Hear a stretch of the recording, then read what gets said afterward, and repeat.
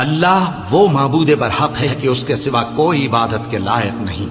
زندہ ہے، سب کو تھامنے والا، اسے نہ اونگ آتی ہے نہ نیند، جو کچھ آسمانوں میں اور جو کچھ زمین میں ہے سب اسی کا ہے، کون ہے کہ اس کی اجازت کے بغیر اس سے کسی کی سفارش کر سکے؟ جو کچھ لوگوں کے روبرو ہو رہا ہے اور جو کچھ ان کے پیچھے ہو چکا ہے اسے سب معلوم ہے، اور لوگ اس کی معلومات میں سے کسی چیز پر دسترس حاصل نہیں کر سکتے، ہاں جس قدر وہ چاہتا ہے اسی قدر معلوم کرا دیتا ہے۔ اس کی بادشاہی اور علم آسمان اور زمین سب پر حاوی ہے، اور اسے ان کی حفاظت کچھ بھی دشوار نہیں، وہ بڑا عالی رتبہ ہے، جلیل القدر ہے۔ دین اسلام میں کوئی زبردستی نہیں ہے، ہدایت صاف طور پر ظاہر اور گمراہی سے الگ ہو چکی ہے، تو جو شخص بتوں سے اعتقاد نہ رکھے اور اللہ پر ایمان لائے، اس نے ایسی مضبوط رسی ہاتھ میں پکڑ لی ہے جو کبھی ٹوٹنے والی نہیں، اور اللہ سب کچھ سنتا ہے، سب کچھ جانتا ہے۔ جو لوگ ایمان لائے ہیں ان کا دوست اللہ ہے کہ اندھیرے سے نکال کر روشنی میں لے جاتا ہے، اور جو کافر ہیں ان کے دوست شیطان ہیں کہ ان کو روشنی سے نکال کر اندھیرے میں لے جاتے ہیں، یہی لوگ اہل دوزخ ہیں کہ اس میں ہمیشہ رہیں گے۔ بھلا تم نے اس شخص کو نہیں دیکھا جو اس غرور کے سبب سے کہ اللہ نے اس کو سلطنت بخشی تھی، ابراہیم سے اپنے پروردگار کے بارے میں جھگڑنے لگا؟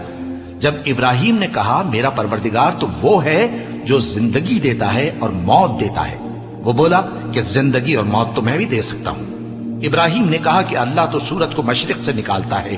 آپ اسے مغرب سے نکال دیجئے۔ یہ سن کر وہ کافر ہکا بکا رہ گیا، اور اللہ بے انصافوں کو ہدایت نہیں دیا کرتا۔ کیا اسی طرح اس شخص کو نہیں دیکھا جس کا ایک بستی پر جو اپنی چھتوں پر گری پڑی تھی گزر ہوا،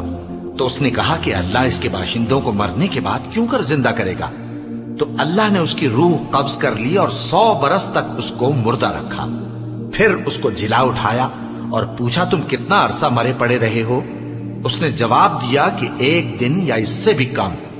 اللہ نے فرمایا نہیں بلکہ 100 برس مرے رہے ہو، اور اپنے کھانے پینے کی چیزوں کو دیکھو کہ اتنی مدت میں مطلق سڑی بسی نہیں، اور اپنے گدھے کو بھی دیکھو جو مرا پڑا ہے۔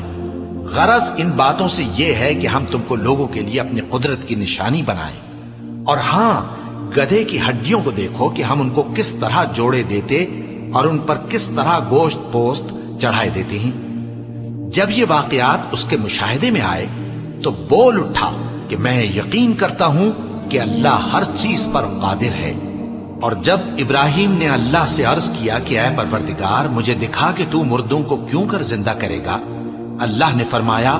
کیا تم نے اس بات کا یقین نہیں کیا؟ انہوں نے کہا کیوں نہیں، لیکن میں دیکھنا اس لیے چاہتا ہوں کہ میرا دل اطمینان کامل حاصل کر لے۔ فرمایا کہ 4 پرندے لے لو، پھر ان کو اپنے سے ہلا لو اور ان کے ٹکڑے ٹکڑے کر دو،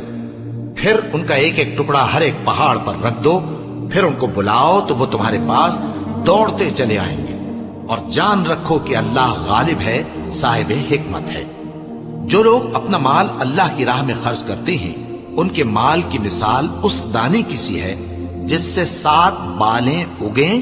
اور ہر ایک بال میں 100 دانے ہوں، اور اللہ جس کے اجر کو چاہتا ہے اور زیادہ کرتا ہے، اور اللہ کشائش والا ہے، سب کچھ جاننے والا ہے۔ جو لوگ اپنا مال اللہ کے راستے میں صرف کرتے ہیں پھر اس کے بعد نہ اس خرچ کا کسی پر احسان رکھتے ہیں اور نہ کسی کو تکلیف دیتے ہیں، ان کا صلہ ان کے پروردگار کے پاس تیار ہے، اور قیامت کے روز نہ ان کو کچھ خوف ہوگا اور نہ وہ غمگین ہوں گے۔ جس خیرات کے دینے کے بعد لینے والے کو ایذا دی جائے اس سے تو نرم بات کہہ دینی اور درگزر کرنا بہتر ہے، اور اللہ بے نیاز ہے، بردبار ہے۔ مومنوں، اپنے صدقات و خیرات احسان رکھنے اور ایذا دینے سے اس شخص کی طرح برباد نہ کر دینا جو لوگوں کو دکھاوے کے لیے مال خرچ کرتا ہے اور اللہ اور روز آخر پر ایمان نہیں رکھتا، تو اس کے مال کی مثال اس چٹان کی سی ہے جس پر تھوڑی سی مٹی پڑی ہو اور اس پر زور کا مے برس کر اسے صاف کر ڈالے۔ اسی طرح یہ ریاکار لوگ اپنے اعمال کا کچھ بھی صلہ حاصل نہیں کر سکیں گے، اور اللہ ایسے ناشکروں کو ہدایت نہیں دیا کرتا۔ اور جو لوگ اللہ کی خوشنودی حاصل کرنے کے لیے اور خلوص نیت سے اپنا مال خرچ کرتے ہیں ان کی مثال ایک باغ کی سی ہے جو اونچی جگہ پر واقع ہو، جب اس پر زور کا مے پڑے تو دگنا پھل لائے، پھر اگر مے نہ بھی پڑے تو خیر پھوار ہی صحیح، اور اللہ تمہارے کاموں کو دیکھ رہا ہے۔ بھلا تم میں کوئی یہ چاہتا ہے کہ اس کا کھجوروں اور انگوروں کا باغ ہو جس میں نہریں بہ رہی ہوں اور اس میں اس کے لیے ہر قسم کے میوے موجود ہوں، اور اسے بڑھاپا آ پکڑے اور اس کے ننھے ننھے بچے بھی ہوں، تو ناگہاں اس باغ پر آگ کا بھرا ہوا بگولا چلے، پس وہ جل جائے۔ اس طرح اللہ تم سے اپنی آیتیں کھول کھول کر بیان فرماتا ہے تاکہ تم سوچو اور سمجھو۔